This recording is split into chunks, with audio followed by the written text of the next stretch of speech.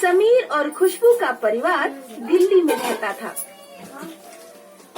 आज संडे था, इसीलिए सब लोग घर पर ही थे। माँ, समीर का कच्छा कई दिनों से बाथरूम में सड़ रहा है। इसने अभी तक धोकर नहीं डाला है। मैं धोकर डालूं या नहीं डालूं, तुझे क्या मतलब? तेरा रबर बैंड बाथरूम में सड़ता रहता है, मैंने तो उसके लिए कुछ नहीं कहा। समीर अपना कच्छा धो के डाला कर, इतना बड़ा ऊंट हो गया है और अपना कच्छा भी नहीं धोया जाता।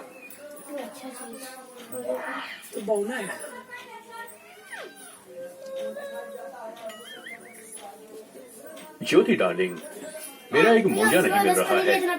मुझे शर्मा जी से मिलने जाना है। कितनी बार मैंने तुमसे कहा है कि दोनों मोजे बांध कर रखा करो। शर्मा जी से मिलने जाना है या उनकी पत्नी से? देख रही हूँ कई महीनों से हर संडे शर्मा जी के घर जाते हो। तुम मेरे चरित्र पर शक कर रही हो, चांद पर कीचड़ उछाल रही हो। मम्मी पापा यहाँ आओ, कोई मुझे टब के अंदर खींच रहा है। मनोज, ज्योति और खुशबू दौड़ते हुए बाथरूम में पहुँचे। उन्होंने देखा कि समीर कमर तक टब के अंदर घुस चुका है। मनोज ने समीर की टांगे पकड़ी, ज्योति ने मनोज की टांगे पकड़ी और खुशबू ने ज्योति की टांगे पकड़ी। वे सब समीर को बाहर खींचने की कोशिश में खुद भी टब के अंदर घुस गए और अचानक एक जंगल में जा गिरे। ये हम कहाँ आ गए? बाथरूम के टब में जंगल कहाँ से आ गया? समीर, किसने पकड़कर खींचा था तुम्हें? मैं टब से अपना कच्छा उठा रहा था कि तभी मुझे लगा कि दो हाथों ने मुझे टब के अंदर खींच लिया है। पापा, अब हम यहाँ से बाहर कैसे निकलेंगे? मुझे नहीं पता बेटा। कमला की जादुई पहेलियों की दुनिया में तुम्हारा स्वागत है। यहाँ जीने के लिए और यहाँ से वापस घर लौटने के लिए तुम्हें बस कुछ पहेलियों का जवाब देना होगा। हर सही जवाब पर इनाम मिलेगा और गलत जवाब पर दंड।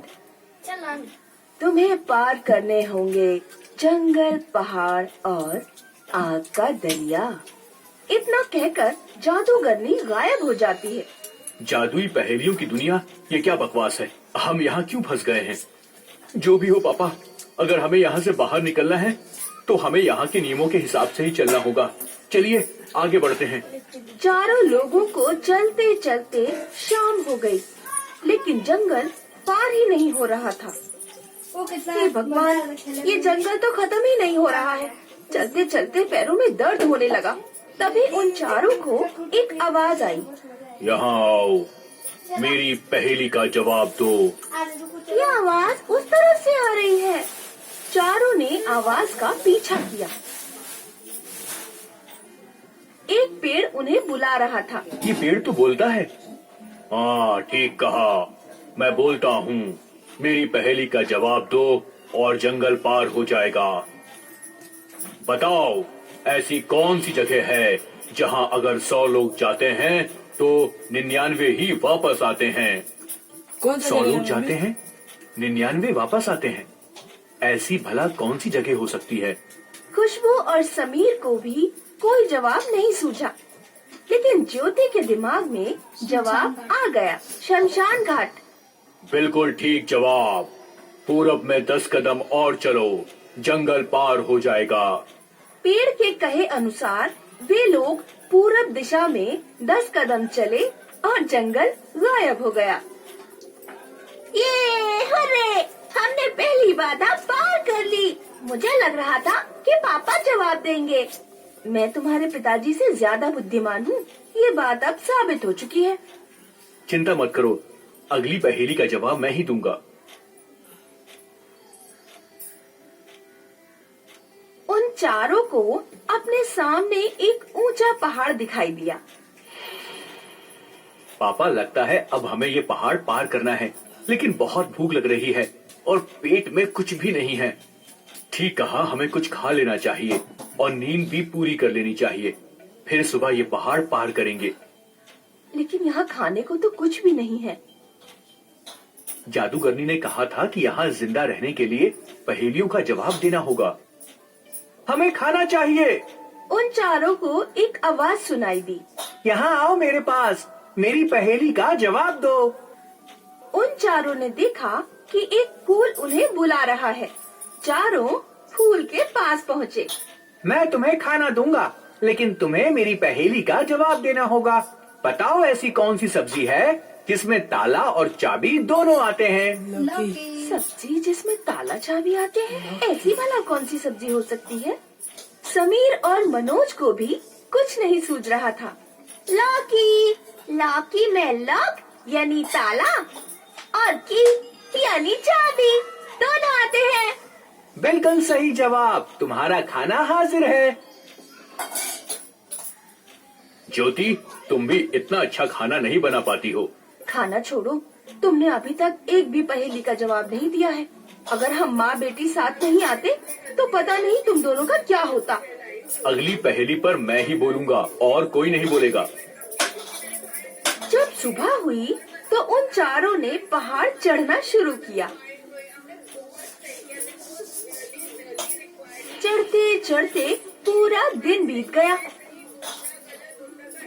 जैसे ही वो पहाड़ की चोटी पर पहुँचते, पहाड़ और ऊंचा हो जाता। ये पहाड़ तो पार ही नहीं हो रहा है। ये जादुई दुनिया है, हमें वही करना होगा। सब लोग चिल्लाओ। हमें पहाड़ पार करना है, हमें पहाड़ पार करना है। हमें पहाड़ पार करना है, हमें पहाड़ पार करना है।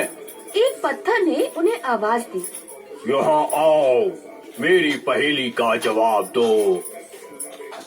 उस चीज का नाम बताओ जिसे आग जला नहीं सकती, शस्त्र उसे काट नहीं सकते, पानी उसे भिगा नहीं सकता और मौत उसे मार नहीं सकती।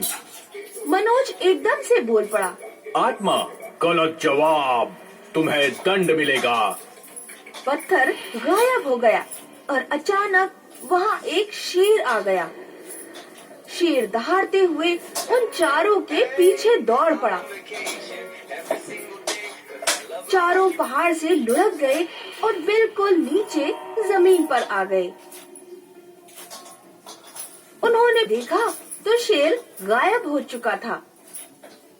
तुम्हारे आध्यात्मिक ज्ञान की वजह से हुआ है ये सब। हमारी पूरे दिन की मेहनत बेकार चली गई।